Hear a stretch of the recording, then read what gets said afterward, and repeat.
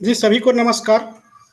भारत से कार्यक्रम की अध्यक्षता कर रहे डॉक्टर वेद रमन पांडे जी, विश्व हिंदी सचिवालय मॉरिशस की महासचिव डॉक्टर माधुरी रामधारी जी, विश्व हिंदी सचिवालय मॉरिशस के उप महासचिव डॉक्टर शुभंकर मिश्र जी, संयुक्त अरब अमीरात से क्षेत्रीय कार्यालय एवं उत्कृष्टता केंद्र केंद्रीय माध्यमिक शिक्षा बोर्ड के निदेशक डॉक्टर राम शंकर जी, संयुक्त राज्य अमेरिका की हिंदी से प्यार है संस्था के संस्थापक श्री अनूप भार्गव जी, सिंगापुर से हिंदी शिक्षिका चित्रा गुप्ता जी, केंद्रीय हिंदी संस्थान आगरा भारत से अंतर्राष्ट्रीय हिंदी शिक्षण विभाग में assistant professor doctor Renu Chaudhary ji, Mauritius के फ्रेंडशिप कॉलेज गर्ल्स से हिंदी शिक्षक प्रतोप विक्रम जी, कार्यक्रम में भाग लेने वाले प्रतिभागी छात्र छात्राएं, सिंगापुर से तुइसा काशी जी, सीरिया से हनान सारा जी तथा मॉरिशस से भाग लेने वाली छात्रा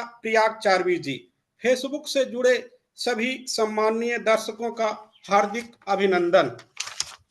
विश्व हिंदी सचिवालय शिक्षा एवं मानव संसाधन मंत्रालय मॉरिशस एवं भारतीय उच्चायोग मॉरिशस के तत्वावधान में तथा केंद्रीय हिंदी संस्थान Agra Bharat friendship college girls Mauritius क्षेत्रीय कार्यालय एवं उत्कृष्टता केंद्र केंद्रीय माध्यमिक शिक्षा board Dubai intelligent minds trust Bharat और हिंदी से प्यार है अमेरिका के समन्वित सहयोग से आयोजित इस आभासी कार्यक्रम में आप सबका स्वागत है। आज का आभासी कार्यक्रम है हिंदी में अभिव्यक्ति भाग 23। कार्यक्रम का शुभारंभ करते हैं स्वागत भाषण से। मैं विश्व हिंदी सचिवालय की महासचिव जी को स्वागत भाषण के लिए आमंत्रित करता हूं। आप अपने स्वागत भाषण एवं ज्ञानवर्धक वचनों से हमें कृतार्थ करें। आपका स्वागत है महासचिव जी। धन्यवाद नीरज जी। कार्यक्रम के अध्यक्ष डॉक्टर वेद रमन पांडे जी, मंच पर उपस्थित आदरणीय अतिथिगण, क्षेत्रीय कार्यालय उत्कृष्टता केंद्र सीबीएसई यूएई और विश्व हिंदी सचिवालय के हमारे सभी सहयोगी गण, हिंदी के कार्यकर्ता, शिक्षक एवं छात्रगण, हिंदी प्रेमियों, आप सबको करजोर अभिवादन। हिंदी की पढ़ाई विश्व भर में हो रही है, कहीं पर मातृभाषा, कहीं पर दूसरी भाषा, तो कहीं पर तीसरी भाषा या विदेशी भाषा के रूप में विद्यार्थी हिंदी का अध्ययन कर रहे हैं। उनके हिंदी सीखने के प्रयोजन अलग हैं। अपनी व्यक्तिगत रुचि या फिर भावी योजना को ध्यान में रखते हुए विद्यार्थी कहीं पर ऑनलाइन हिंदी सीख रहे हैं, तो कहीं पर किसी विद्यालय या विश्वविद्यालय में हिंदी का अध्ययन करते हुए हिंदी में अलग अलग प्रकार के प्रमाण पत्र प्राप्त कर रहे हैं। हमारा प्रयास है कि छात्र हिंदी भाषा में मात्र प्रमाण पत्र ही प्राप्त न करें, अपितु वे हिंदी में सरलता और स्पष्टता से अपने विचारों को अभिव्यक्त कर सकें। इस आभासी कार्यक्रम द्वारा हम विद्यार्थियों को वैश्विक मंच प्रदान करते हैं, जहां आकर विद्यार्थी हिंदी में अपने अभिव्यक्ति कौशल का सुंदर प्रदर्शन करते हैं और फिर इस मंच के द्वारा वे हिंदी में बोलने की अपनी क्षमता का भी विकास करते हैं। इस कार्यक्रम में शिक्षक गण अपने वक्तव्य भी प्रस्तुत करते हैं। अनेक विधियों का प्रयोग करते हुए शिक्षक हिंदी पढ़ा रहे हैं और हिंदी छात्रों की अभिव्यक्ति को त्रुटिहीन, सुंदर और प्रभावशाली बनाने के लिए शिक्षक निष्ठा एवं समर्पण भाव से कार्य में लगे हुए हैं।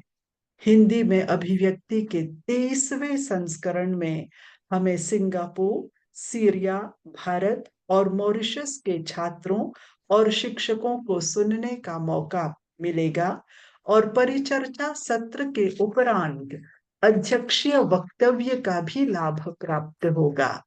बहुत हर्ष की बात है कि इस कार्यक्रम में प्रेसिडेंसी विश्वविद्यालय कोलकाता भारत के प्रोफेसर और पूर्व हिंदी विभागाध्यक्ष तथा महात्मा गांधी संस्थान मॉरिशस के पूर्व आईसीसी और हिंदी पीठ डॉक्टर वेद रमन पांडे जी इस कार्यक्रम की अध्यक्षता कर रहे हैं। मॉरिशस में आपके प्रवास के दौरान विश्व हिंदी सचिवालय के अनेक कार्यक्रमों में आपने विषय विशेषज्ञ या वक्ता के रूप में अपनी सेवाएं प्रदान की हैं। हमारे निवेदन पर आज आप इस कार्यक्रम की अध्यक्षता करने के लिए आपने अपनी सहमति दी। प्रोफेसर वेद रमन पांडे जी के प्रति आभार व्यक्त करते हुए उनका मैं इस कार्यक्रम में हार्दिक स्वागत करती हूँ। भारत से हमारे साथ जुड़ी हैं डॉक्टर रेणु चौधरी जी। आप केंद्रीय हिंदी संस्थान में प्राध्यापिका के रूप में हिंदी पढ़ाती हैं। केंद्रीय हिंदी संस्थान में विश्व भर से विद्यार्थी आकर हिंदी सीखते हैं। कुछ विद्यार्थी जब वहां पहुंचते हैं तब हिंदी में मात्र नमस्ते कहना जानते हैं, अर्थात हिंदी की कोई जानकारी उनके पास नहीं होती है। परंतु केंद्रीय हिंदी संस्थान में वे अलग अलग स्तरों पर हिंदी सीखने के बाद बहुत ही अच्छी तरह से हिंदी बोलना आरंभ करते हैं। डॉक्टर रेणु चौधरी जी इन विद्यार्थियों को हिंदी कैसे पढ़ाती हैं यह वे हमें बताएंगी आज। और वहीं पर हिंदी सीखने वाली एक छात्रा जो सीरिया से हैं, सुश्री हनान सारा जी को भी हमें सुनने का अवसर मिलेगा। सुश्री हनान सारा जी और डॉक्टर रेणु चौधरी जी का मैं स्वागत करती हूँ। सिंगापुर से इस कार्यक्रम में सहभागिता कर रही हैं श्रीमती चित्रा गुप्ता जी। आज आप इस समय आप व्यक्तिगत रूप से अपनी रुचि से हिंदी सिखा रही हैं विद्यार्थियों को और ऑनलाइन कक्षा भी आप चलाती हैं। आपके साथ जुड़ी हैं सुश्री तुइशा कासी सिंगापुर से। आप दोनों का मैं स्वागत करती हूँ। और मॉरिशस से श्री विक्रम परतोग जो मॉरिशस के private college friendship college girls में हिंदी पढ़ाते हैं। आप 25 वर्षों से हिंदी सिखा रहे हैं और आज आप अपनी छात्रा कुमारी प्रियाग चारवी के साथ इस कार्यक्रम में भाग ले रहे हैं। विक्रम परतोग जी और कुमारी प्रियाग चारवी जी का भी मैं स्वागत करती हूँ।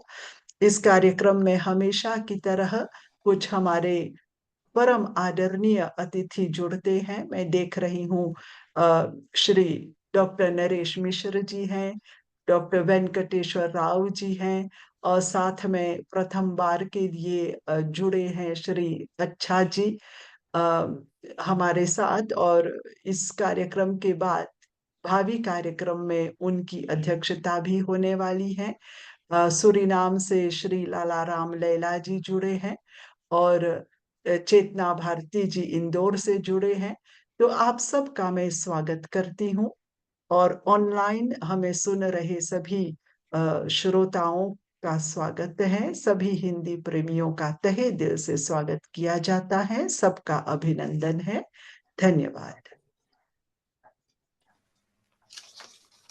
स्वागत भाषण एवं कार्यक्रम के अध्यक्ष वक्ता तथा प्रतिभागी छात्रों का स्वागत करने के लिए महासचिव डॉक्टर रामधारी जी को कोटि कोटि धन्यवाद।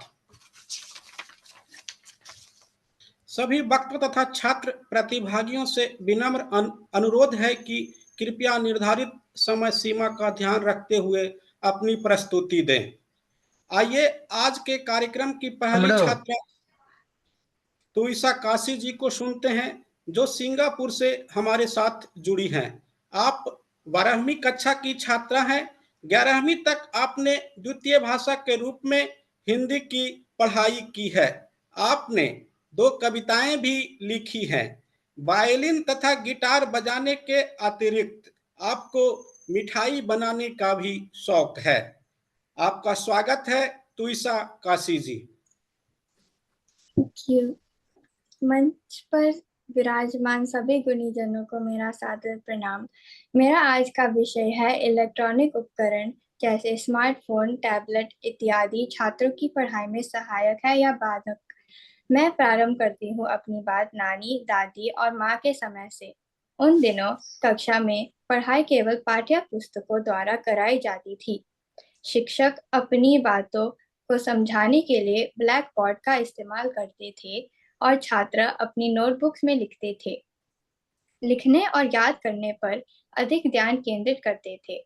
पारंपरिक कक्षा प्रशिक्षण में सब कुछ एक निश्चित समय तालिका के अनुसार होता था और आज भी होता है। आजकल डिजिटल शिक्षण जैसे पीपीटी, वीडियो प्रस्तुतियों, ई लर्निंग विधियों, अभ्यास संबंधी डेमो, ऑनलाइन प्रशिक्षण और अन्य डिजिटल प्लेटफॉर्मों के उपयोग के साथ कक्षा में शिक्षण का प्रचलन हो गया है। अब अध्यापकों द्वारा कक्षाओं में वीडियो दिखाकर विषय को समझाया जाता है, जिससे समय की बचत होती है। कोविड-19 महामारी के बाद से ऑनलाइन एजुकेशन को बढ़ावा मिला है। उस समय विद्यालय बंद हो गए थे, तो हम विद्यार्थियों का एकमात्र सहारा लैपटॉप और स्मार्टफोन हो गया था। हम ठीक प्रकार से पढ़ाई कर पाए, उसको ध्यान में रखकर हमारे आदरणीय शिक्षकों ने इस तरह का पाठ्यक्रम बनाया जिससे हम पढ़ाई के साथ जुड़े रहे। इससे स्पष्ट होता है कि इलेक्ट्रॉनिक उपकरणों की शिक्षा में विशेष भूमिका है। इन उपकरणों के द्वारा कक्षाओं का शिक्षण अधिक मजेदार बन गया था। अध्यापकों ने पाठ की संरचना इस प्रकार की कि कई बार वे खेल-खेल में प्रश्न पूछते थे, जिनके उत्तर छात्र देते थे। एक दूसरे के उत्तर से सबको नवीन जानकारी मिलती थी। लैपटॉप या स्मार्टफोन पर विद्यार्थी न केवल सुनते थे, बल्कि स्क्रीन पर भी देखते थे, जिससे विषय को समझने में उनकी रुचि बढ़ रही थी। आज टैब, लैपटॉप या नोटपैड के उपयोग की सहायता से बच्चे अपने कार्यों को कम समय में पूरा कर लेते हैं। कई बार एक छात्र अपने शिक्षक से कक्षा में पढ़ाई के दौरान प्रश्न पूछने से झिझकता है, लेकिन डिजिटल शिक्षा के माध्यम वह अपनी दुविधा को मिटाने के लिए रिकॉर्डिंग सुन सकता है। स्मार्टफोन से स्टूडेंट्स कुछ भी फटाफट सर्च कर सकते हैं और क्लास में पढ़ाए जा रहे विषयों को विस्तार से समझ सकते हैं। एक लाभ यह भी है कि छात्र किसी कारणवश कक्षा में उपस्थित नहीं हो पाए हैं, तो स्कूल की वेबसाइट से सामग्री और फाइल डाउनलोड कर सकते हैं। क्लास में भारी किताबें लेकर जाने के बजाय स्टूडेंट्स अपने डिवाइसेस में ई-बुक्स, शोध पत्र और अन्य पाठ्य सामग्री डाउनलोड कर सकते हैं। कठिन विषयों को समझने के लिए पारंपरिक शिक्षा विधि की तुलना में मल्टीमीडिया लर्निंग वीडियो, पॉडकास्ट और इंटरैक्टिव प्रेजेंटेशन ज़्यादा बेहतर माने जाते हैं। विद्यार्थी गृह कार्य और स्कूल के प्रोजेक्ट को पूरा करने के लिए सहायक सामग्री प्राप्त करने के लिए कंप्यूटर, लैपटॉप या मोबाइल का प्रयोग करते हैं। ये उपकरण विद्यार्थी की पढ़ाई का अटूट हिस्सा बन चुके हैं। इस सब के बावजूद मन में एक प्रश्न उठता है, क्या लैपटॉप और स्मार्टफोन पढ़ाई में अनिवार्य है? कई बार मैं ऐसा अनुभव करती हूँ कि इलेक्ट्रॉनिक उपकरणों के उपयोग का स्मरण शक्ति पर प्रभाव पड़ रहा है। इन इलेक्ट्रॉनिक साधनों का प्रयोग करने से अवश्य ही हम बहुत सारी जानकारी और ज्ञान प्राप्त करते हैं, लेकिन इनके ऊपर निर्भर रहना मेरे विचार से अनुचित है। इन उपकरणों को लंबे समय तक प्रयोग करने पर हमारी आंखों पर बुरा प्रभाव भी पड़ सकता है। इनमें पढ़ाई की सामग्री के अलावा बहुत सारी चीजें हैं जो बच्चों के लिए अच्छी नहीं है। उत्सुकतावश छात्र उन साइट पर जा सकते हैं जो उनके लिए नहीं है। पढ़ाई के दौरान सोशल मीडिया, गेम्स और एंटरटेनमेंट का इस्तेमाल करने से बच्चे विचलित हो सकते हैं। स्मार्टफोन पर बहुत ज्यादा निर्भरता खुद की सोच, प्रॉब्लम सॉल्विंग स्किल्स और पारंपरिक तरीकों जैसे किताबें पढ़ने और नोट्स लिखने के माध्यम से सीखने की क्षमता को कम कर सकता है। पढ़ाई के लिए स्मार्टफोन का इस्तेमाल प्रभावी ढंग से किए से किया जाए तो टेक्नोलॉजी एक वरदान साबित हो सकती है। हम एजुकेशन वीडियो और ट्यूटोरियल प्लेटफॉर्म के जरिए नई चीजें सीख सकते हैं। ऑडियो बुक्स और पॉडकास्ट का इस्तेमाल करना पढ़ाई को बेहतर बना सकता है।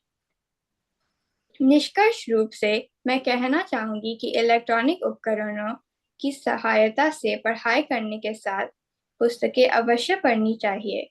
केवल इंटरनेट पर पढ़ने से कई बार कक्षा में विषय के बारे में जो वार्तालाप होता है, हम छात्र उससे वंचित रह जाते हैं। धन्यवाद। इलेक्ट्रॉनिक उपकरणों की शिक्षा में उपयोगिता पर प्रकाश डालने हेतु सिंगापुर से तुइसा काशी जी को बहुत बहुत धन्यवाद।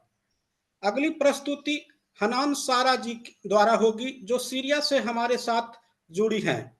आपको भारतीय दूतावास सीरिया द्वारा भारत में हिंदी पढ़ने के लिए स्कॉलरशिप प्राप्त हुई है, जिसका लाभ उठाते हुए आप वर्तमान में केंद्रीय हिंदी संस्थान आगरा में हिंदी अध्ययन कर रही हैं। आप एक विद्यार्थिनी के अतिरिक्त कलाकार, संगीतकार, निदेशक और सांस्कृतिक शोधकर्ता भी हैं। आपका स्वागत है हनान सारा जी। नमस्कार सभी को। मैं हनान सारा हूँ, सीरिया से।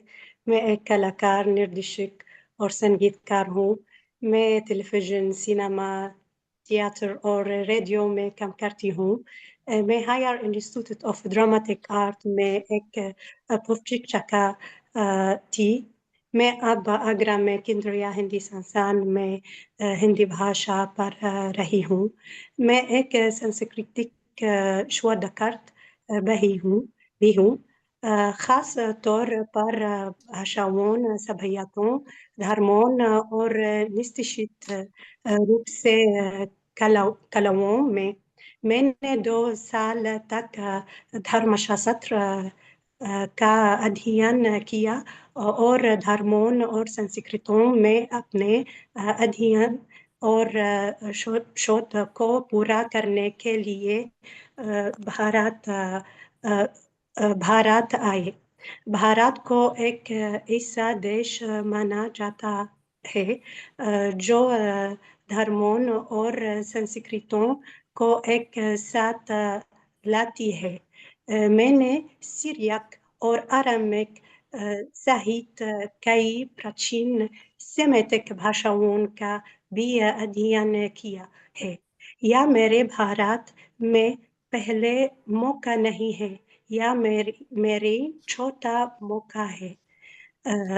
भारत में मैंने आइस्कॉम मंदिर में योग, प्राणिक हीलिंग और वैदिक दर्शन का अध्ययन किया। उसके बाद मुझे अपने शोध और अध्ययन को पूरा करने के लिए हिंदी भाषा में महारत हासिल करने की आवश्यकता महसूस हुई। सबसे पहले अपने देश में मैंने खुद ही डुओलिंगो के माध्यम से हिंदी भाषा का अध्ययन किया। फिर दिमाश्क में भारतीय दूतावास ने पहले बार हिंदी भाषा का अध्ययन करने के लिए छात्रवृत्ति की घोषणा की और यही हुआ। मैंने आवेदन किया और स्वीकार कर लिए गया। मैं सीरिया से हिंदी भाषा का अध्ययन करने वाले छात्रों के पहले समूह में से एक भी। मैं हिंदी भाषा में कला, नाट्यकला और सिनेमा जैसे बॉलीवुड के क्षेत्र में भी काम करने की उम्मीद करती हूँ। मुझे हिंदी भाषा सीखने में कई कठिनाइयों का सामना करनी पड़ी, विशेष रूप से सीरिया में, जहाँ हिंदी भाषा सीखने के लिए कोई पाठ्यक्रम या संस्थान और हिंदी भाषा सीखने नहीं थे, न ही निजी शिक्षक या यहाँ तक कि अनुवादक भी डोलिंगो और अन्य जैसे अनुप्रयोगों के माध्यम से हिंदी भाषा सीखने का एकमात्र तरीकी थी। वस्तुतः मैं यहाँ नहीं कह सकती कि मैं भविष्य में हिंदी पढ़ना चाहूँगी। हिंदी भाषा का अध्ययन करने में मेरे लक्ष्य स्पष्ट है। जैसा कि मैंने उल्लेख किया है, हिंदी भाषा में अपने संस्कृत अध्ययन और शोध को पूरा करने, लेकिन मैं एक ऐसी पुस्तक लिखने के इच्छा रखती हूँ जो प्राचीन सिरियक भाषा को हिंदी भाषा के साथ जोड़ती है, क्योंकि सीरिया और भारत द्वारा साझा की गई लंबे सिल्क रोड की कारण उनके बीच कई शब्द समान हैं, जिससे निश्चित रूप से भाषा साहित्य दोनों सभ्यताओं के बीच सांस्कृतिक अध्ययन प्रदान हुआ। मैं बहुत खुश हूँ और मुझे उम्मीद है कि मैं आगे भी ऐसा ही करती रहूँगी ताकि मैं हिंदी भाषा में अपनी पढ़ाई और सांस्कृतिक और कलात्मक शोध पूरा कर सकूँ। बहुत धन्यवाद। जय हिंद। हनान सारा जी को हिंदी में अपने विचार प्रकटीकरण हेतु हार्दिक आभार। अगली प्रस्तुति लेकर आ रही हैं प्रयाग चारवी जी, जो मॉरिशस से हमारे साथ जुड़ी हैं। आप फ्रेंडशिप कॉलेज गर्ल्स मॉरिशस में ग्रेड 13 की छात्रा हैं। आपका स्वागत है प्रयाग चारवी जी।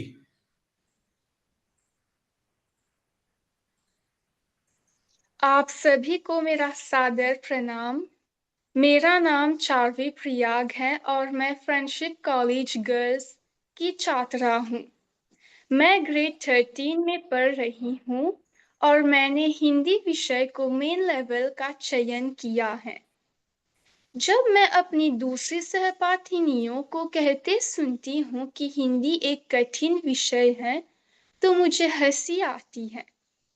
कारण यह है कि मुझे बचपन से हिंदी भाषा से प्यार है। प्राथमिक कक्षाओं के बाद मैं अपने गांव की बैठका में हिंदी पढ़ने जाती थी और कक्षा में हर बार प्रथम आने के कारण मैं अपनी कक्षा कभी नहीं छोड़ती थी और आज ए लेवल तक हिंदी भाषा का पठन पाठन करते हुए मुझे गर्व होता है। अगर भाग्य ने साथ दिया तो मैं विश्वविद्यालय तक हिंदी भाषा का अध्ययन करना चाहूंगी, ताकि आगे चलकर दूसरों को इस सुंदर भाषा के अध्ययन के लिए प्रेरित कर सकूं। दूसरों के लिए मेरा यही संदेश है कि हिंदी भाषा का साथ न छोड़े, क्योंकि हिंदी हमारी शान है और हम हिंदुओं की पहचान है। आपके ध्यान के लिए धन्यवाद।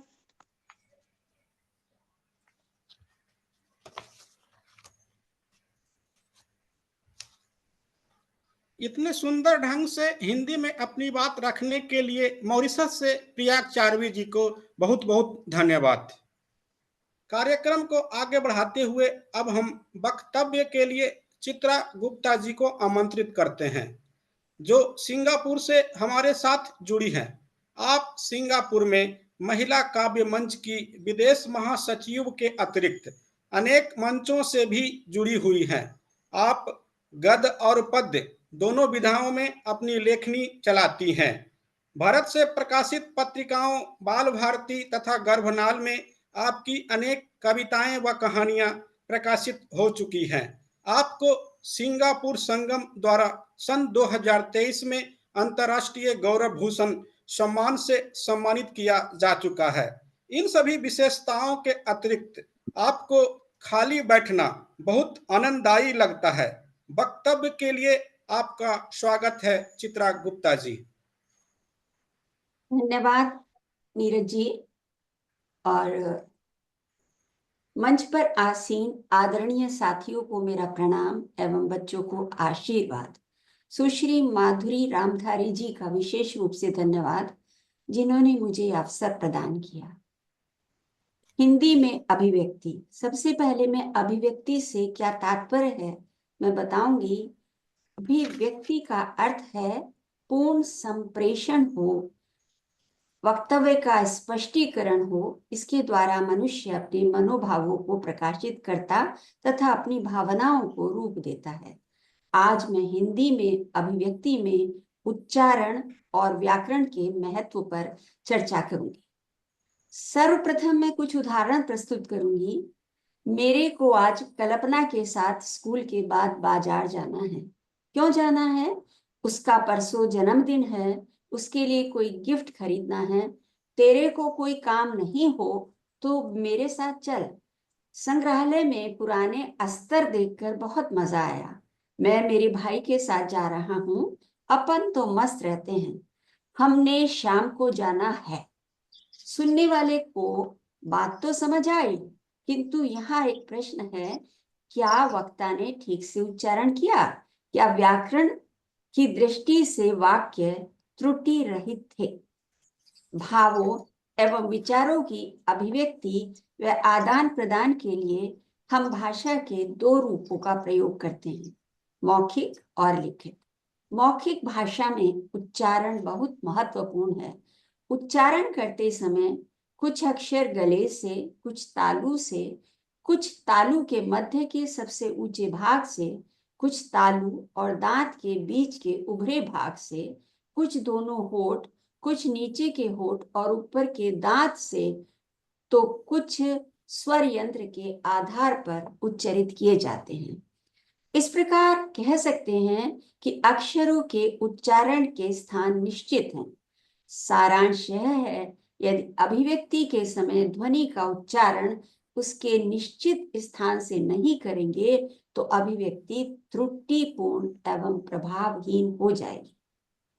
बाल्यावस्था से ही उच्चारण पर अध्यापक और अभिभावक ध्यान दें तो त्रुटिपूर्ण उच्चारण से बचा जा सकता है।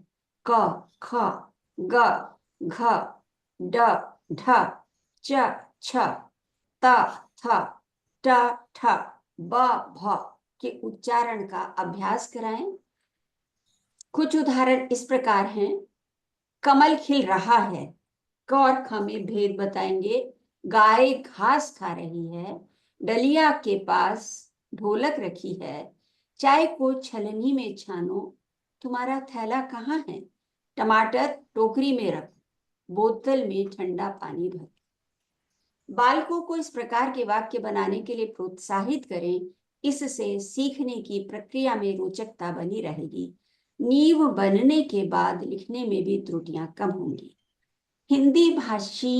हिंदी भाषा भाषिक क्षेत्रों में ब्रज, अवधी, भोजपुरी, छत्तीसगढ़ी, मालवी, बुंदेली आदि अनेक बोलियां, उपबोलियां प्रचलित हैं। इन स्थानों की बोलियों का प्रभाव हिंदी भाषा पर भी पड़ा है। कुछ अध्यापक और अभिभावक प्रांतीय प्रभाव के कारण भी सही उच्चारण नहीं कर पाते, जिसके कारण अर्थ का अनर्थ हो जाता है। प्रांतीय प्रभाव से बचने के लिए अध्यापकों को विशेष रूप से उच्चारण में सतर्कता बरतनी चाहिए। सतर्कता न बरतने पर छात्र उनका अनुकरण करके अशुद्ध उच्चारण करें। हिंदी भाषा की विशेषता यह है, वह जैसी लिखी जाती है वैसे ही पढ़ी जाती है।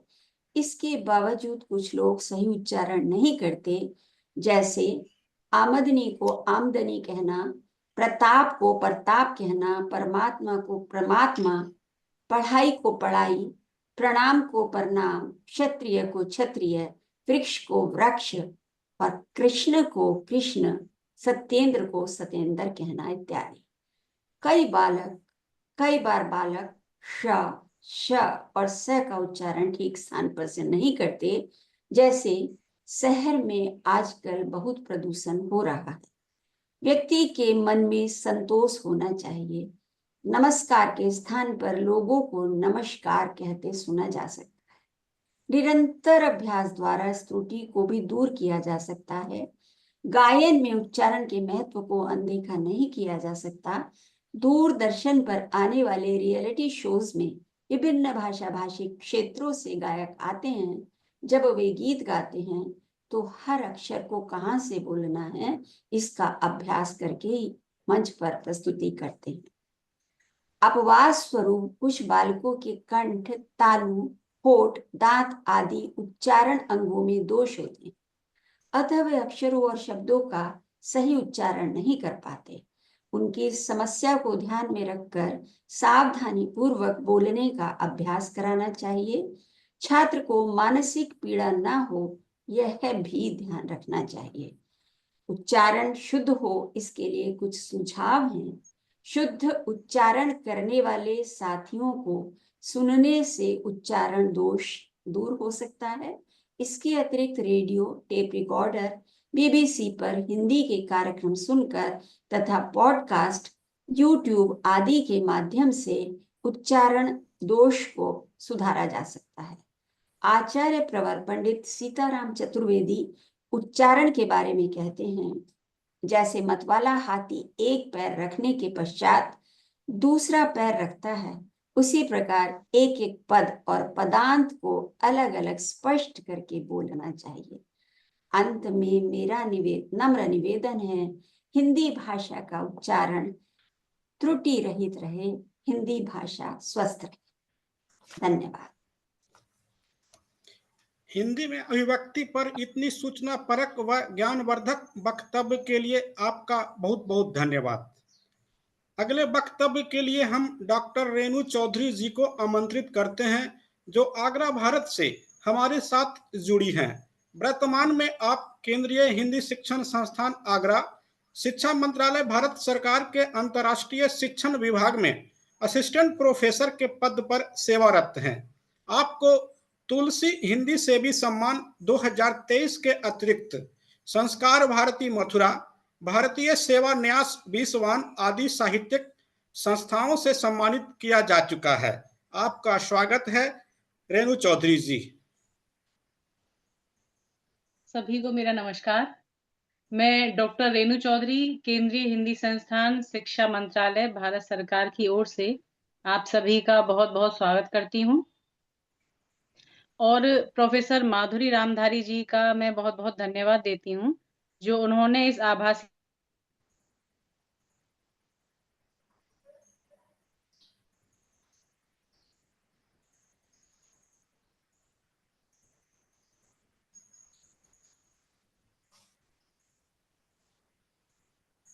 हमारा केंद्रीय हिंदी संस्थान में लगभग 40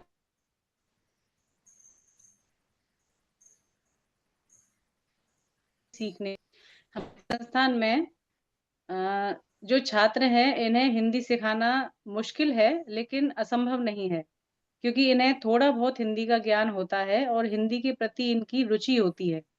जहाँ हमारी रुचि होती है वहाँ हमें रास्ता भी बहुत जल्दी जल्दी मिल जाता है। कहते हैं ना, जहाँ चाह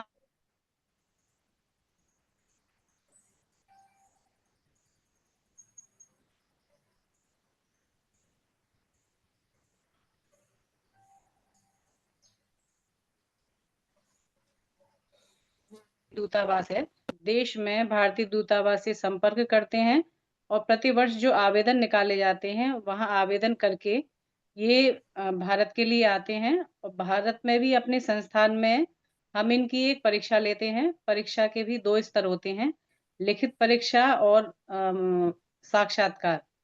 इन दोनों क्रम में ये इनका हिंदी ज्ञान कितना है उस आधार पर इन्हें कक्षा का आवंटन किया जाता है। तो जैसे अभी आपने हनान सारा को देखा, तो हनान सारा का प्रवेश हमारे केंद्रीय हिंदी संस्थान में बिल्कुल बेसिक जो कक्षा है, जहाँ बच्चा हिंदी बोलना, पढ़ना और लिखना नहीं जानता, उस कक्षा में हनान सारा का प्रवेश हुआ था। और हनान सारा हमारे संस्थान में अगस्त माह में आई थी।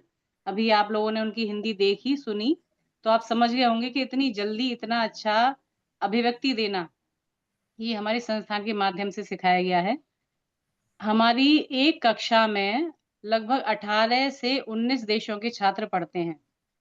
जब हम लोग कक्षा में पढ़ाने के लिए जाते हैं, तो हम ये देखते हैं कि एक साथ 18-19 देशों के बच्चे हैं, तो उनकी अभिव्यक्ति का माध्यम कैसे, क्योंकि उनका जो व्याकरण है, वो सबका अलग-अलग होता है। अलग-अलग देशों में जो उच्चारण संबंधी समस्याएँ हैं, वो भी अलग-अलग होती हैं। तो हमारे दिमाग में कॉन्सेप्ट होता है, अपने ही हिसाब से हम उस एक कक्षा को भी शिक्षा के स्तर से हमें कैसे सिखाना है, हम 3 भागों में उसे विभाजित कर लेते हैं। जैसे कि एक ही कक्षा में अप्रवासी देश के छात्र भी हैं, उसी कक्षा में हिंदी के पड़ोसी देशों के छात्र भी हैं और उसी कक्षा में अन्य देश के छात्र भी हैं। तो अप्रवासी देश जैसे कि मॉरिशस है, सूरीनाम है, त्रिनिदाद है, तो इन छात्रों के साथ बहुत ज़्यादा हमें मेहनत नहीं करनी होती, क्योंकि इनका जो पारिवारिक माहौल होता है, वो हिंदी के लगभग ही हिंदी का ही होता है। इनके जो वंशज हैं, वो हिंदू ही हैं। तो यहाँ की संस्कृति कोई बहुत अच्छे से जानते हैं, समझते हैं, लेकिन इनका जो वाक्य विन्यास होता है, उसमें हमें परेशानियाँ आती हैं। तो इनके लिए हम वाक्य विन्यास को बार-बार अभ्यास के माध्यम से वाक्य बनाना, कहानी सुनाना, कहानी लिखवाना, किसी विषय पर निबंध देना, उसे लिखवाना, फिर उसमें संशोधन करना, उसमें सुधार करना। तो जो अप्रवासी देश के छात्र हैं, ये हिंदी बहुत जल्दी सीख जाते हैं। इसके अलावा जो भारत के पड़ोसी देश हैं, जैसे कि श्रीलंका, नेपाल, भूटान, यहाँ के देशों का जो उच्चारण है, इसमें पंचमाक्षर और पंचमाक्षर के अलावा महाप्राण, इससे संबंधित बहुत समस्याएँ आती हैं। ये बच्चे घर को घर बोलते हैं, खरगोश को खरगोश बोलते हैं। तो उस चीज़ को हम अभ्यास के माध्यम से बार-बार बुलवा करके और इसे सुधारते हैं। इसके अलावा सबसे ज़्यादा जो परेशानी ये आती है, वो अन्य देश जो जिस कैटेगरी में आते हैं, जैसे चीन, जापान, अ, तो ये बच्चे यहाँ पे क्या है, चीन और जापान में र, ल और ड़, ये ध्वनि जब हम इनसे उच्चारित कराते हैं, तो ये बिल्कुल ल ही बोलते हैं सबको। र, ल और ड़ का भेद इन्हें नहीं मालूम, इनका जो उच्चारण होता है, वो ल में ही होता है। तो बार-बार उच्चारण के माध्यम से, जैसे हम कहते हैं गुब्बारा, तो ये बच्चे बोलते हैं गुब्बाला। तो बार-बार अभ्यास करा के हम इनकी इन त्रुटियों को सुधार करने का प्रयास करते हैं। जैसे अभी आपने सारा को देखा, जब सारा यहाँ आई थी और इनकी लिखित और परीक्षा और साक्षात्कार लिया गया था, तो इन्हें ये सब नहीं आता था। हिंदी में बहुत बेसिक लेवल पे इनका प्रवेश हुआ। लेकिन धीरे-धीरे इनकी कक्षा में इनके जैसे और भी छात्र थे। तो हमारे यहाँ क्या है, सबसे स्टार्टिंग में हम करते हैं कि अब हमारा जो डिजिटल बोर्ड है, उस पे हम हिंदी की कहानियाँ चलाते हैं। जैसे चूहा-बिल्ली की कहानी या हमारी जो नीतिपरक कहानियाँ हैं, उससे संबंधित कहानियाँ चलाकर दिखाते हैं। उसके बाद फिर हम कहानी किताब से, पुस्तक से पढ़कर सुनाते हैं। तो भाषा जो है वो केवल लिखित और मौखिक ही नहीं होती, भाषा सांकेतिक भी होती है। जैसे कोई दुःख भरी कहानी है, तो हम पूरा उसमें जो हमारी भंगिमाएँ होंगी, वो दुःख भरी होंगी। सुख भरी कोई कहानी है, तो हम बिल्कुल एक्सप्रेशन वैसे ही देते हैं। इसके अलावा कोई उत्साह भरी कहानी है, कोई हँसी से संबंधित कहानी है, तो हमारे एक्सप्रेशन वैसे होते हैं। तो बच्चे उसे देखते हैं, तो वो इतना समझते हैं कि ये शिक्षक जो है हमसे क्या कहने वाला है। इसके अलावा अ, अपने देश में हिंदी सीखने वाला छात्र और भारत में आकर हिंदी सीखने वाला छात्र, इन दोनों में बहुत अंतर है। अपने देश में जो छात्र हिंदी सीखेगा, वो केवल पुस्तकों के माध्यम से या सुन कर के सीखेगा। लेकिन हमारे देश में आने वाला छात्र, उसे पूरा माहौल ही हिंदी का प्रदान किया जाता है। छात्र अगर बाज़ार जाता है, तो वो ऑटो का प्रयोग करता है, ऑटो से बाहर जाएगा। तो ऑटो वाले से बातचीत करना, ऑटो में जो सवारियाँ बैठी हुई हैं, उनकी बातें सुनना, दुकानदारों से बातचीत करना, मोल-भाव करना, हिंदी फ़िल्में देखना, इसके अलावा शैक्षिक परिभ्रमण भी हमारे संस्थान के द्वारा कराए जाते हैं। जैसे ताजमहल का नाम सबने सुना है। विदेशों से जितने भी छात्र आते हैं, सबने ताजमहल को सुना है।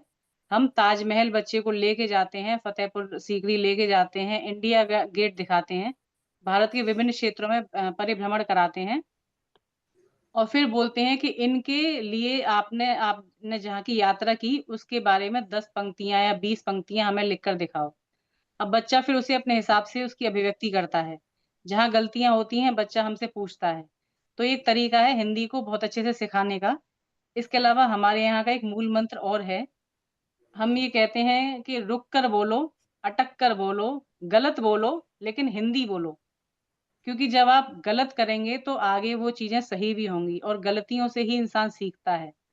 हमारे यहाँ छात्रों को भी यही कहा जाता है कि कक्षा में आप जा रहे हैं, तो ज़्यादा से ज़्यादा हिंदी का ही प्रयोग करना है। क्योंकि जब हम पूरा दिन जिस चीज़ को सुनते हैं, उसमें से कुछ शब्द तो हम ग्रहण करते ही हैं। तो एक तरीका है बच्चों को सिखाने का। इसके अलावा जो हमारी भारतीय संस्कृति है, भारतीय सभ्यता है, इसमें इसके प्रभाव से भी बच्चे सीखते हैं। हमारे संस्थान में सभी त्योहार मनाए जाते हैं। अभी कुछ दिन पहले होली का त्योहार था, तो हमारा जो सभागार है उसमें आयोजन किया गया। बच्चों ने होली के गानों पर नृत्य किए। हमारे यहाँ नृत्य शिक्षक, गायन शिक्षक, वादन शिक्षक ये सभी अवेलेबल हैं। सब बच्चों को नृत्य भी सिखाते हैं, गायन भी सिखाते हैं, वादन भी सिखाते हैं। क्योंकि बच्चे जब संस्कृति में घुलते-मिलते हैं तो वो चीज़ बच्चे जल्दी सीखते हैं। अब जैसे होली का प्रोग्राम था तो बच्चों ने एक-दूसरे पर रंग लगाया और जब हमारे अंदर की खुशी होती है, तो वो खुशी अभिव्यक्ति के माध्यम से निकलती ज़रूर है। और जब बच्चे आस-पास हिंदी ही देखते हैं, तो हिंदी में ही उनकी अभिव्यक्ति भी हम लोगों के सामने आती है। तो ये एक तरीका है, हमारे यहाँ बच्चे केवल 10 महीने का डिप्लोमा करते हैं। जब ये आते हैं तो बिल्कुल बेसिक लेवल पे होते हैं, लेकिन जब ये जाते हैं, तो इनका लेखन कौशल, वाचन कौशल, श्रवण कौशल और अभिव्यक्ति कौशल अपने निखार पर होता है। ये केंद्रीय हिंदी संस्थान का काम है और बाकी व्याकरणिक संबंधी जो तथ्य और आधार मैंने अ, बताना चाह रही थी, वो मुझसे पहले मैडम ने सब बता ही दिए, तो मैंने उन्हें पुनः बताना ज़रूरी नहीं समझा। बस आपका बहुत-बहुत धन्यवाद। एक चीज़ और थी सूचना कि हमारे केंद्रीय हिंदी संस्थान में अभी प्रवेश के लिए आवेदन निकले हुए हैं। वो मैं मैडम को रामधारी मैडम को प्रेषित कर दूँगी और मैडम से ये अनुरोध है कि उसे आगे प्रसारित करें। बहुत-बहुत धन्यवाद। इस ज्ञानवर्धक व प्रभावी वक्तव्य के लिए डॉक्टर रेणु चौधरी जी को कोटिशः धन्यवाद। अब हम आमंत्रित कर रहे हैं प्रतोप विक्रम जी को, जो मॉरिशस से हमारे साथ जुड़े हैं। आप वर्तमान में फ्रेंडशिप कॉलेज गर्ल्स मॉरिशस में हिंदी शिक्षक के रूप में अपनी सेवाएं प्रदान कर रहे हैं। वक्तव्य के लिए आपका स्वागत है प्रतोप विक्रम जी। आप सभी को मेरा सादर अभिवादन। इस शुभ अवसर के लिए मैं श्रीमती माधुरी रामधारी जी को कोटिशः धन्यवाद देता हूं। वैसे मॉरिशस में बताना चाहूंगा, मॉरिशस एक बहुजातीय बहुभाषीय देश रहा है। यह तथ्य सर्वविदित है कि हमारे देश में हिंदी का शिलान्यास हमारे पूर्वजों द्वारा हुआ। जब 225 वर्ष पहले वे लोग यहाँ आए, तब उन्होंने अपने साथ हिंदी को लाए। उन्होंने हिंदी अपने साथ वो हिंदी को लेकर आए। यहाँ पर जब उन्होंने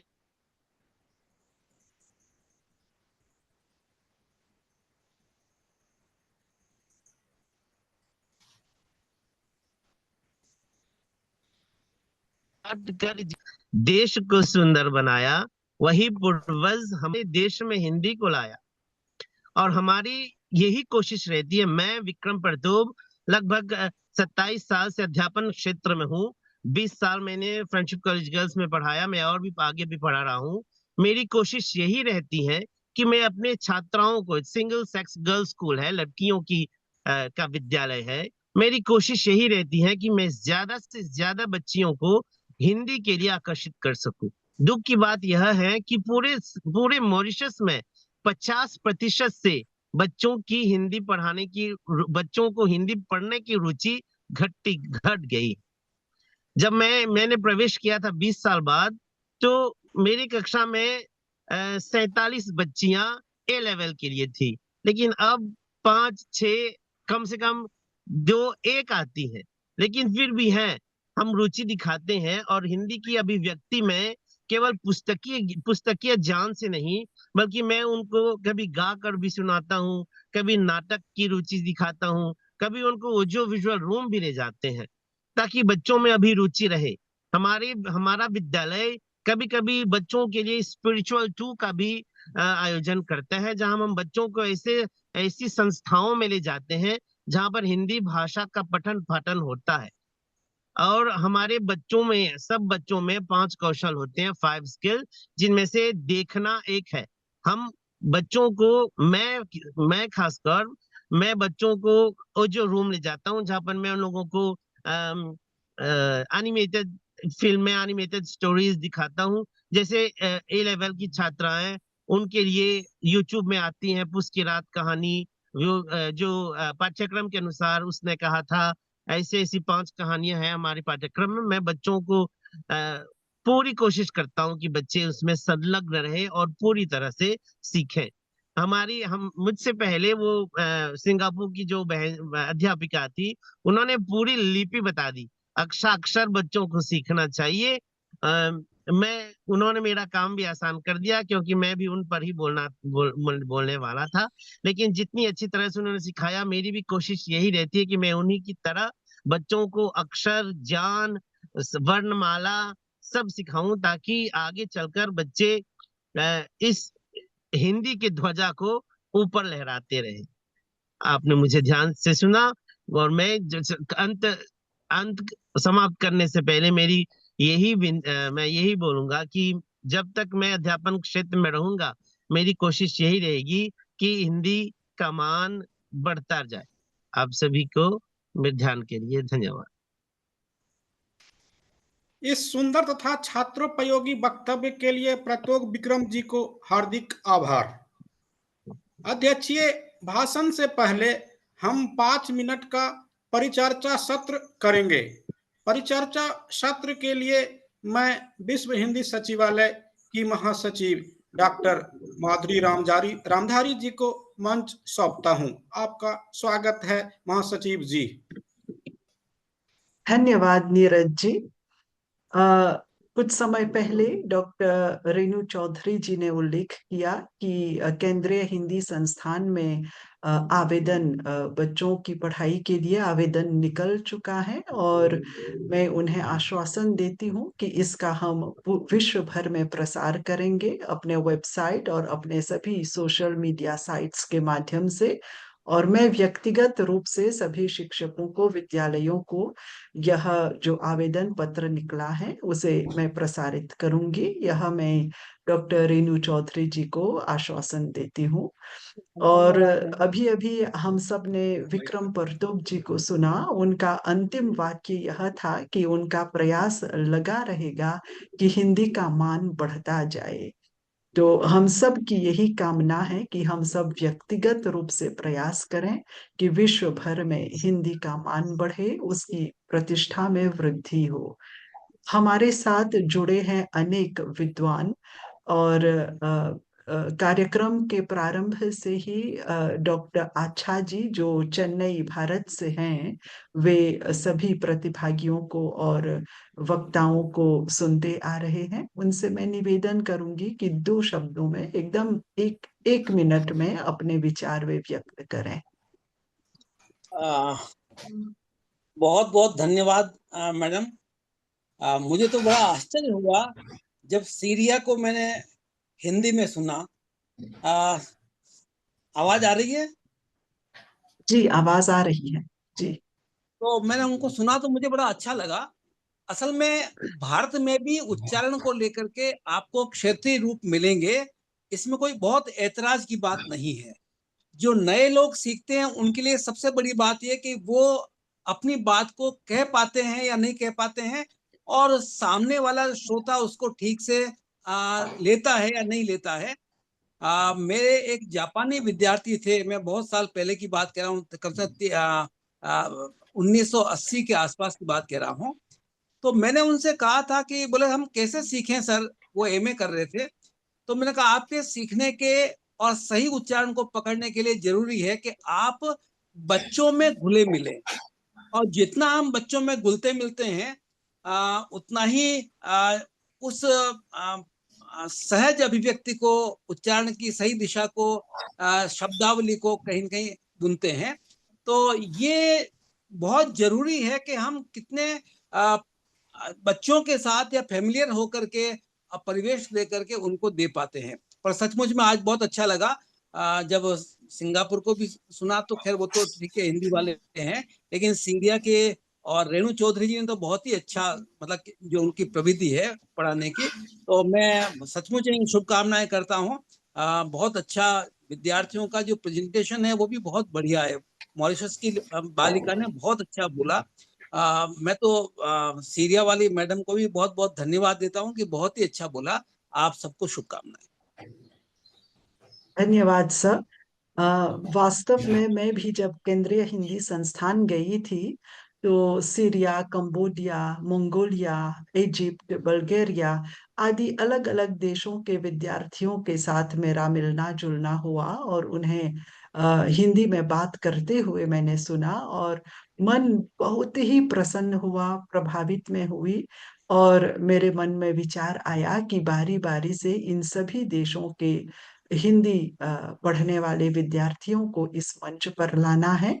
और आज सीरिया से सारा हनान जी यहाँ पर आई हुई हैं इस मंच पर, तो यह मेरे लिए खुशी की बात है। और हम सब के लिए अभी डॉक्टर आछा जी ने व्यक्त किया कि वे भी बहुत ही प्रसन्न हुए उन्हें सुनकर।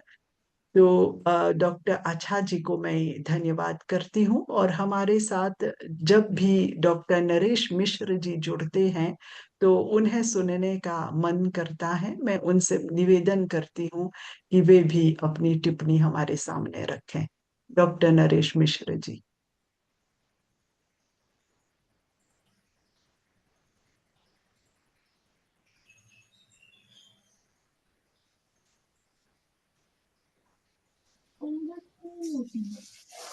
धन्यवाद। आपने मुझे कुछ बोलने के लिए संकेत किया। ये तो खुशी होती है जब सुनता हूं तो लगता है कि विद्यार्थी बन गया, क्योंकि रुचि होना और सुनना शायद भाषा सीखने का प्रथम चरण होता है।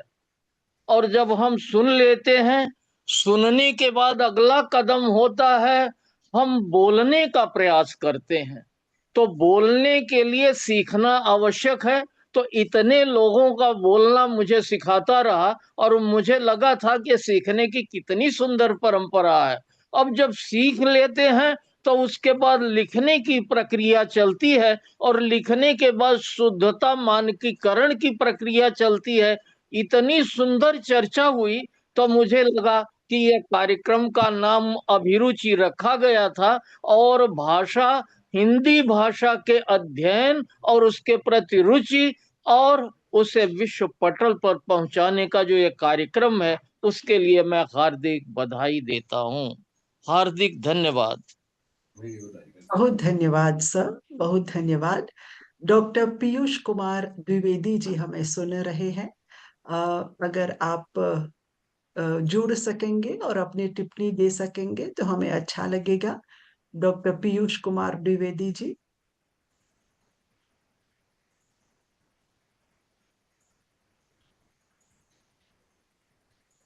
अच्छा, साथ में है शिवेंद्र कुमार मिश्र जी। शिवेंद्र कुमार मिश्र जी कुछ कहना चाहेंगे?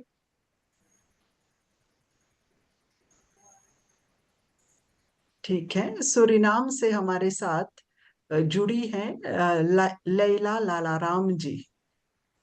सूरीनाम से लैला लालाराम जी से अनुरोध है कि वे अपने विचार व्यक्त करें। हाँ, आप अनम्यूट कर लें। बहन जी, आप अनम्यूट कर लें। जी नमस्कार सभी को। मैंने भी सबको सुना, मुझे बहुत अच्छा लगा कि इतना प्रयास हो रहा है कि हिंदी आगे बढ़े मुझे गर्व है इस बात पर। उच्चारण पर, व्याकरण पर, सब पर ध्यान दिया गया। मैं भी बहुत कुछ सीखा आज। बहुत बहुत धन्यवाद सभी को। धन्यवाद।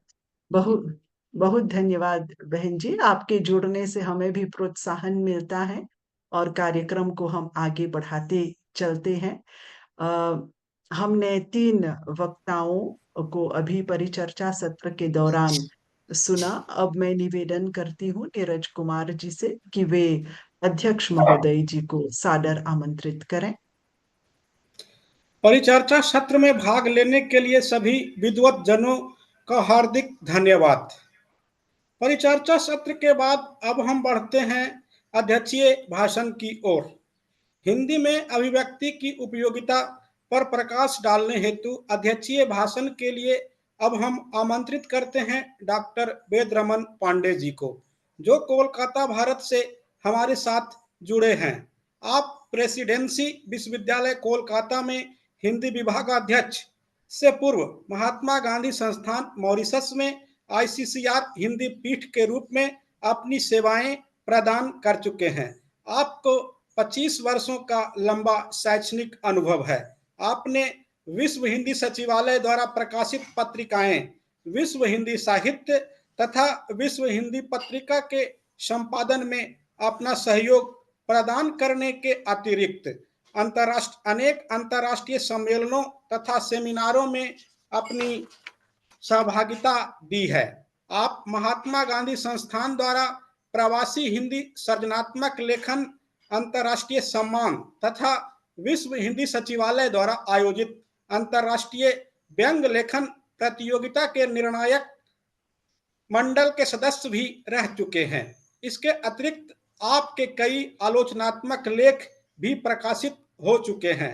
अध्यक्षीय भाषण के लिए आपका स्वागत है महोदय।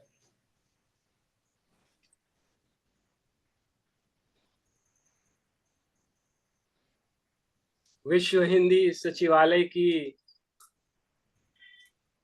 महासचिव डॉक्टर माधुरी रामधारी जी, विश्व हिंदी सचिवालय के उप महासचिव डॉक्टर शुभंकर मिश्र जी, बड़े ही जोश के साथ संचालन कर रहे पुस्तकालय अधिकारी श्री नीरज कुमार जी, इस कार्यक्रम से जुड़े कई वरिष्ठ, जिसमें अच्छा जी, वेंकटेश्वर राव जी, नरेश जी, आप सबका सादर अभिवादन करते हुए मैं चंद बातें कहूंगा आपके सामने।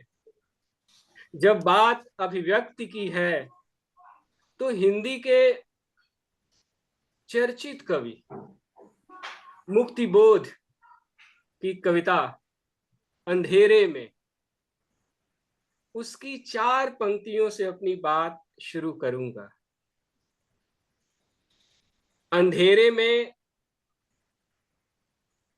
मुक्तिबोध ने लिखा है अभिव्यक्ति के बारे में, उसको तू खोज अब, उसका तू शोध कर, वह तेरी पूर्णतम परम अभिव्यक्ति, उसका तू शिष्य है, वह तेरी गुरु है, गुरु है।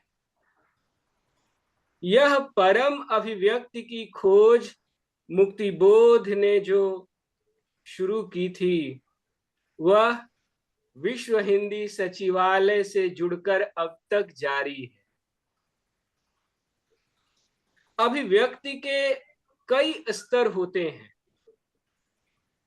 यहां हिंदी में अभिव्यक्ति क्यों जरूरी है?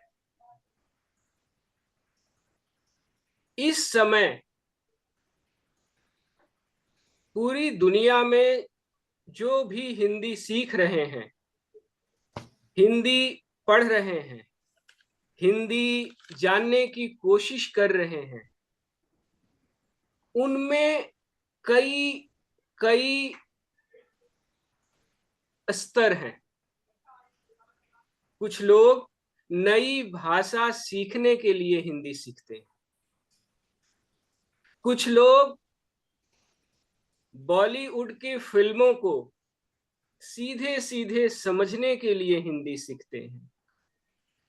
कुछ लोग विदेशों में रहते हुए भी भारत में रहने वाले अपने रिश्तेदारों से, अपने दोस्तों से हिंदी में बात करने के लिए हिंदी सीखते हैं। कुछ लोग भारत को जानना चाहते हैं, भारत का भ्रमण करना चाहते हैं, इसलिए हिंदी सीखते हैं। कुछ लोग भारत में आकर हिंदी सीखते हैं और कुछ लोग वहां अपने देश में रहकर भी हिंदी सीखते हैं। कुछ ऐसे भी हैं जो भारत की संस्कृति से, यहाँ की ज्ञान परंपरा से परिचित होना चाहते हैं, इसलिए हिंदी सीखते हैं।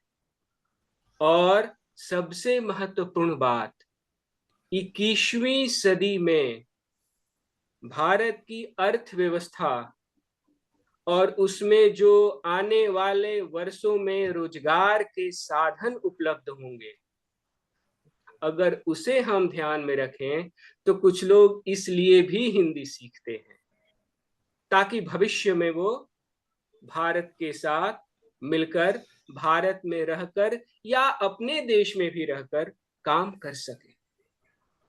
हिंदी सीखने वाले जो हैं भारतवासी भी हैं और भारतवंशी भी हैं।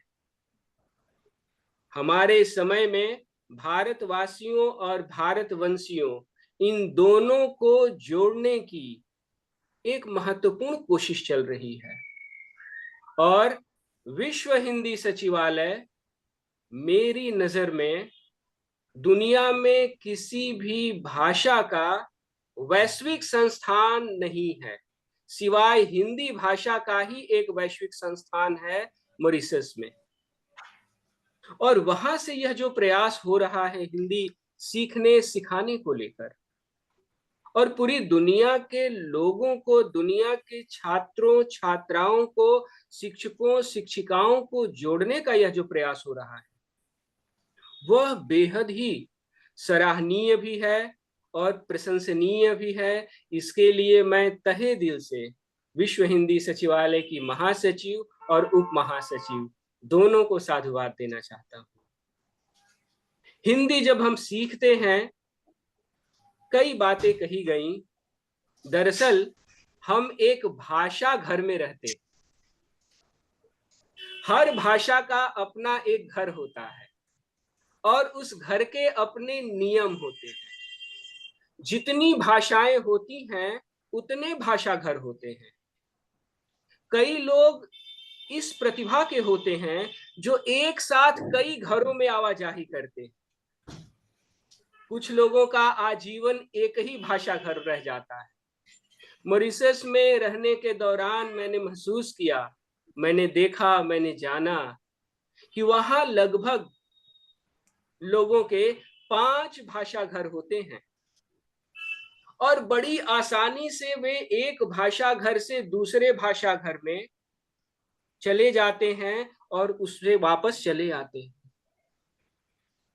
हर भाषा घर के अपने नियम होते हैं।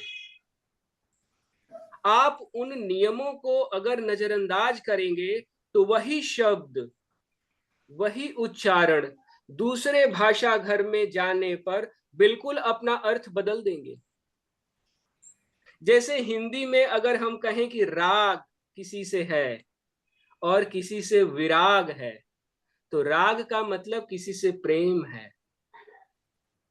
और यही अगर हम बांग्ला में कहते हैं कि आपनी राग करबेन ना, तो इसका मतलब है कि आप किसी से नाराज मत होइए।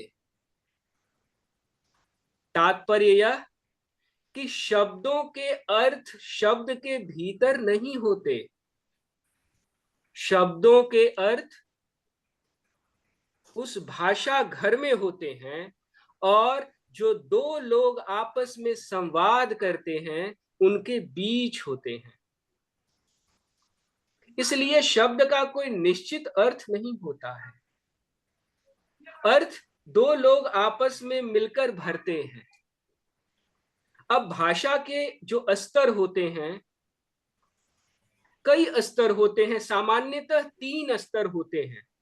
एक तो वाचिक, अभी मैं सुन रहा था, मॉरिशस में शुभंकर जी रह रहे हैं, महसूस कर पा रहे होंगे, मैंने भी महसूस किया था कि मॉरिशस में जो हमारे साथी हिंदी बोलते हैं, उनकी भाषा में उच्चारण में खास तरह का मिठास होता है।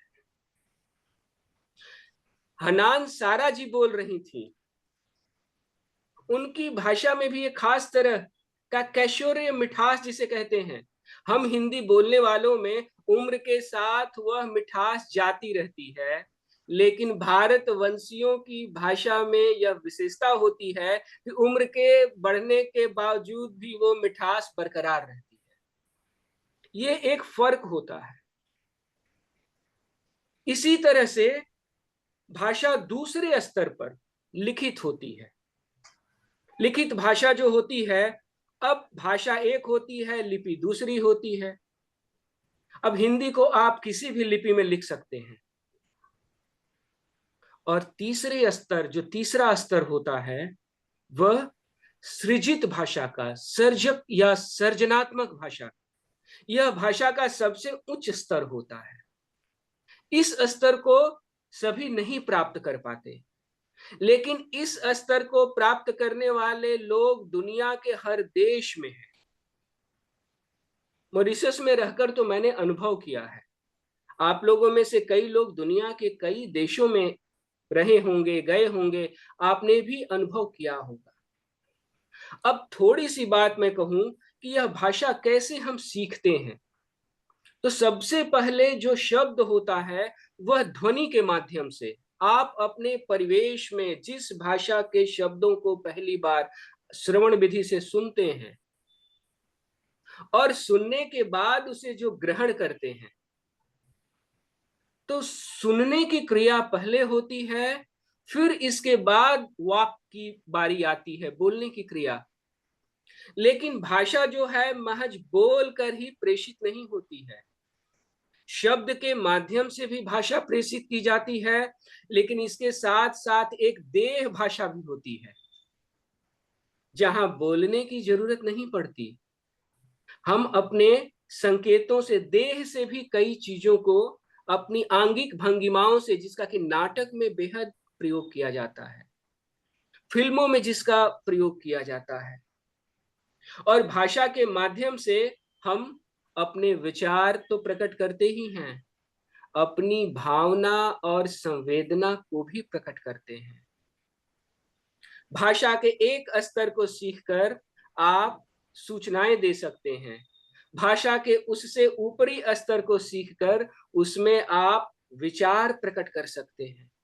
उससे भी ऊपरी स्तर तक अगर आप पहुंच पाए किसी भाषा के, तो आप उसमें अपनी भावनाओं को और अपनी संवेदनाओं को प्रकट करने की क्षमता अर्जित कर पाते हैं। यह क्षमता साहित्यकार अर्जित कर पाते हैं।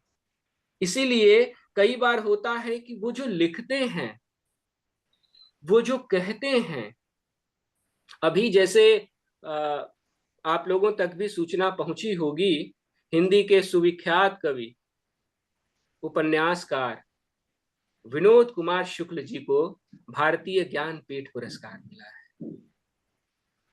उनकी कई रचनाएं हैं, उसमें उनकी जो प्रसिद्ध रचना जो है नौकर की कमीज, उसे एक वाक्य आप लोगों के सामने मैं रखना चाहता हूं।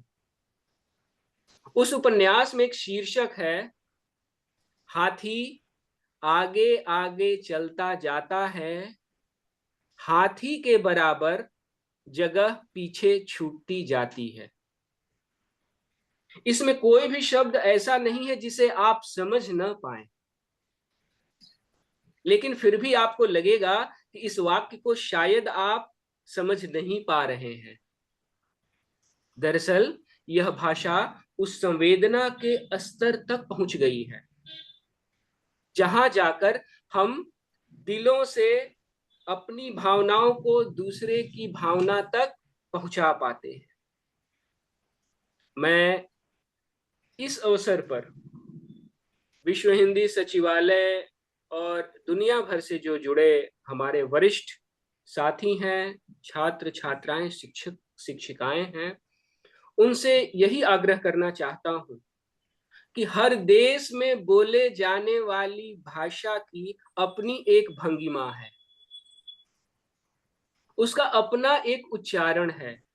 हमारे भारत में ही मुंबईया हिंदी है, कोलकाता में जो जहां मैं रहता हूं वहां जो हिंदी बोली जाती है वह अलग तरह से बोली जाती है।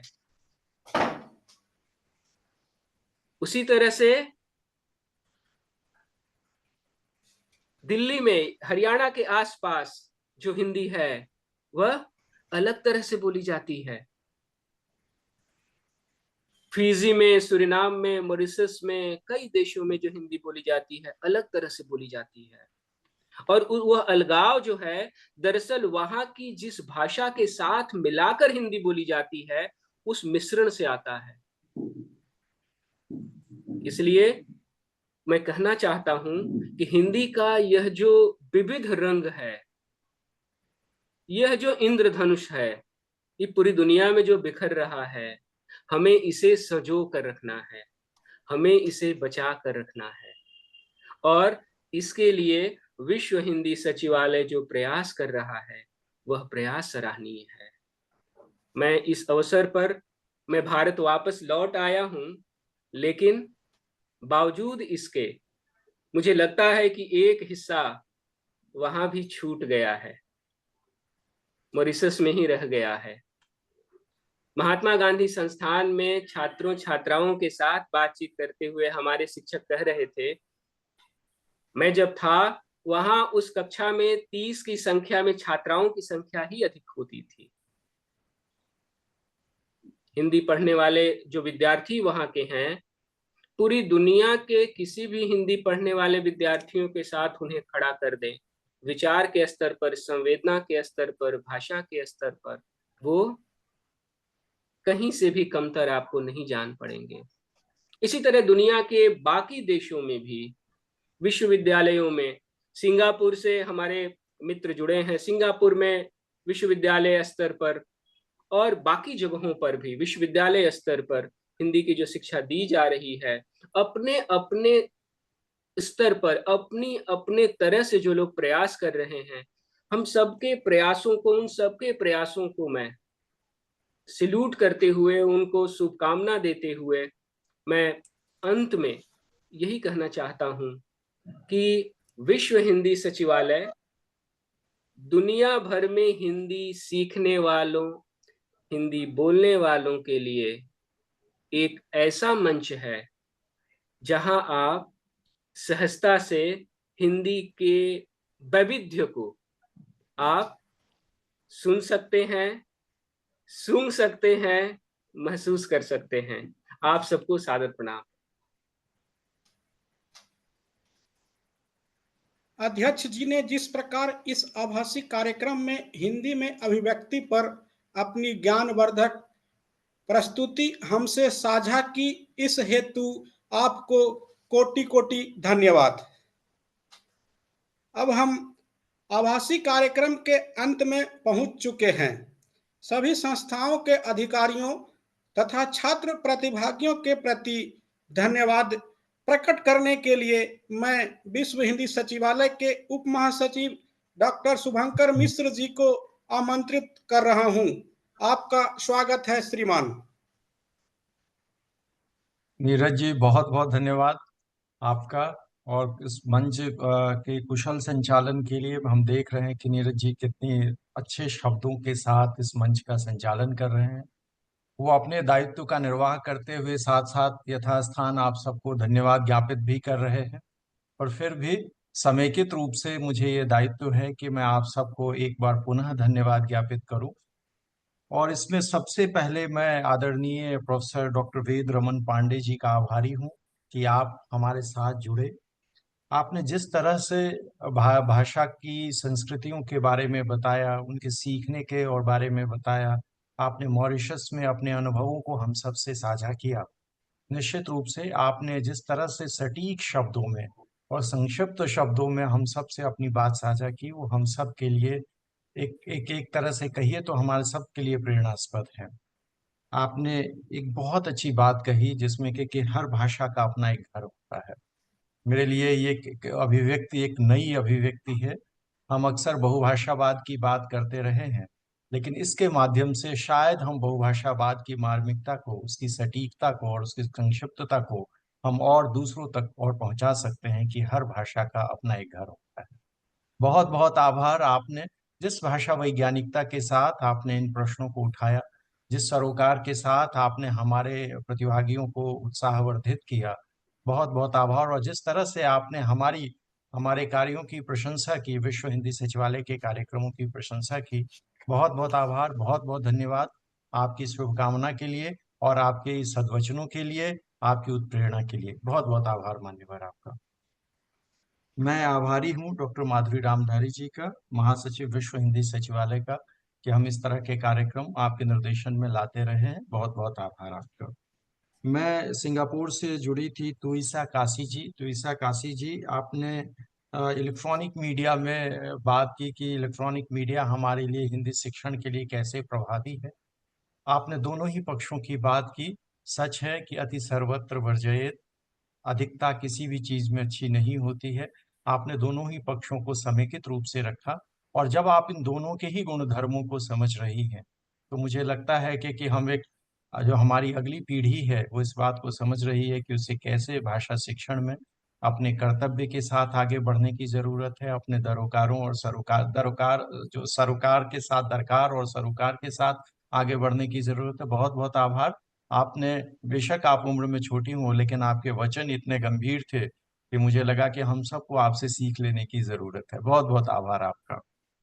मैं आभारी हूँ सीरिया से हनान सारा जी। आपको बहुत बहुत आभार, बहुत बहुत धन्यवाद कि आप हमारे इस कार्यक्रम में जुड़ी। आपकी हिंदी बहुत अच्छी है। आपने जिस तरह से अपने की अभिव्यक्ति को यहाँ पे प्रस्तुत किया, और जिस तरह से आपने विभिन्न चीज़ों के बारे में हम सब से अपनी बात साझा की, ड्यूओलिंगो के प्रयोग से आपने हिंदी के को सीखने के लिए साझा किया। आपने बताया कि हमने इसके साथ सहयोग के साथ हिंदी सीखी। आप केंद्रीय हिंदी संस्थान की छात्रा हैं।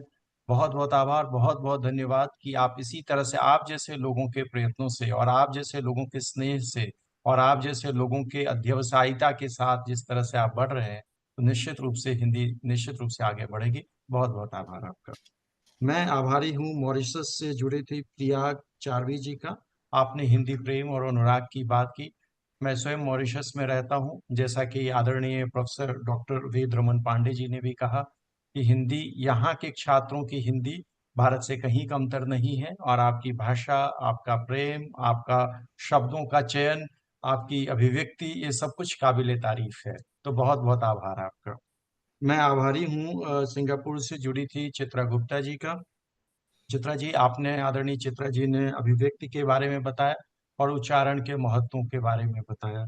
निश्चित रूप से उच्चारण का हमारे जीवन में बहुत महत्वपूर्ण स्थान है। पाणिनि ने भी कहा था, या कहा भी गया है व्याकरण के बारे में भी, कि पठपुत्र व्याकरणम स्वजन स्वजन माभूत। मतलब ये है कि हर व्यक्ति को व्याकरण का, क्योंकि व्याकरण एक तरह का अनुशासन माना जाता है, तो हर व्यक्ति को व्याकरण पढ़ना चाहिए और उच्चारण के महत्व की तरफ ध्यान देना चाहिए। लेकिन साथ में ये है कि यदि हम संवाद की भाषा के रूप में भाषा की बात कर रहे हैं, तो उसमें अति मानकता कई बार जो है अति उत्साह का काम करती है, और उससे भाषा प्रेमियों को दिक्कतों का सामना करना पड़ता है। तो हम उसमें एक समावेश के साथ, समावेशिता के साथ आगे बढ़ने की बात करते हैं। जैसा कि प्रोफेसर वेद रमन पांडे जी ने भी कहा कि बांग्ला में उनका अर्थ अलग हो जाता है, अलग अलग चीजें हैं, यही तो इस भाषा की मिठास है। बिल्कुल सही है। तो हम इस उद्देश्य के साथ कि सारी भाषाएं अच्छी है, मातृभाषा का प्रभाव बेशक बना रहता है, कोई दिक्कत नहीं है, लेकिन इससे हिंदी सबलित होती है, कहीं भी कमतर और कमजोर नहीं होती है। बहुत बहुत आभार। आपने जिस बेबाकी से आपने इस प्रश्न को उठाया, हम सब के लिए बड़ा महत्वपूर्ण था और जानकारीपूर्ण था। बहुत बहुत आभार आपका। मैं आभारी हूँ भारत से जुड़ी डॉक्टर रेणु चौधरी जी का। रेणु चौधरी जी केंद्रीय हिंदी संस्थान में प्राध्यापिका हैं।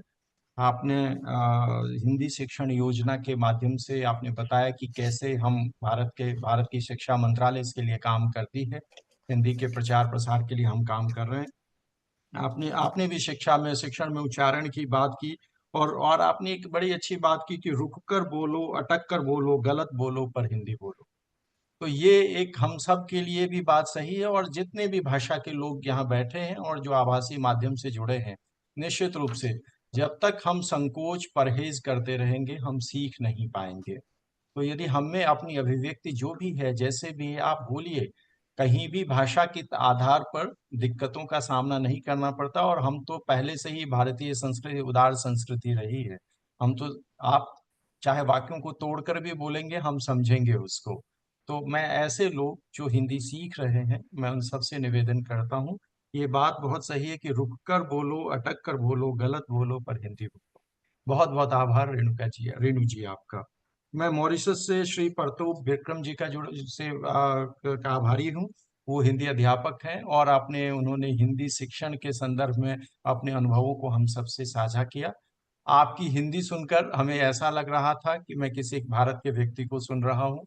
मैं फिर कहूँगा कि आपकी हिंदी बहुत अच्छी है, और निश्चित रूप से आप जैसे अध्यापक यदि विद्यालय में हैं या विश्वविद्यालय में हैं, तो निश्चित रूप से मॉरिशस में कम से कम हिंदी का भविष्य सुरक्षित है। आपके सुरक्षित हाथों के लिए और आपके कुशल निर्देशन में आप जिस संजीदगी के साथ इस कार्य में लगे हैं, बहुत बहुत आभार आपका। मैं आभारी हूँ इस कार्यक्रम में जो जुड़े थे परिचर्चा में BL आचा जी का, नरेश मिश्र जी का। आपने भाषा अर्जन के विभिन्न कौशलों के बारे में बताया।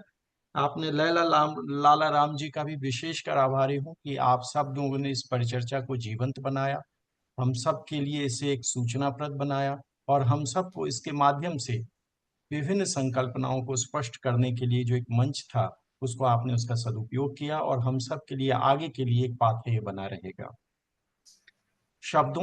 मैं मानता हूं कि शब्दों में बेशक उपयुक्तता की कमी हो, मैं ये भी मानता हूं कि उच्चारणों में बेशक स्खलन हो, पर यह बात सबसे अच्छी बात है कि हमारा हिंदी प्रेम इस माध्यम से अपनी भाषा, अपनी संस्कृति को जानने के लिए हमारी हिंदी उसमें आगे बढ़ रही है। मैं चूंकि आदरणीय प्रोफेसर वेद रमन पांडे जी ने अज्ञेय की पंक्ति के साथ समाप्त किया, तो मैं एक हिंदी प्रेम की ही बात के साथ दिनकर की इन पंक्तियों के साथ आप सबको समर्पित कर रहा हूं, और आप सबका पुनः आभार व्यक्त करता हूं कि शब्द जब मिलते नहीं मन के, प्रेम तब इंगित दिखाता है, बोलने में लाज जब लगती, प्रेम तब लिखना सिखाता है। तो आपका जो प्रेम है हिंदी का, वही आपको न लिखना, बोलना, पढ़ना और सुनना सिखाएगा। बहुत बहुत आभार आप सबका, विश्व हिंदी सचिवालय की ओर से, मॉरिशस गणराज्य की ओर से, भारत गणराज्य की ओर से मैं आप सबसे एक विदा चाहता हूं, इस उम्मीद के साथ कि हम सब इसी तरह आप हमारे सरोकारों के साथ जुड़ेंगे। धन्यवाद। जय हिंद, जय मॉरिशस। विश्व हिंदी सचिवालय के उप महासचिव महोदय को इस प्रेरणास्पद धन्यवाद ज्ञापन के लिए बहुत बहुत धन्यवाद। अब हम इस कार्यक्रम की समाप्ति की घोषणा करते हैं। सभी को नमस्ते व शुभ रात्रि।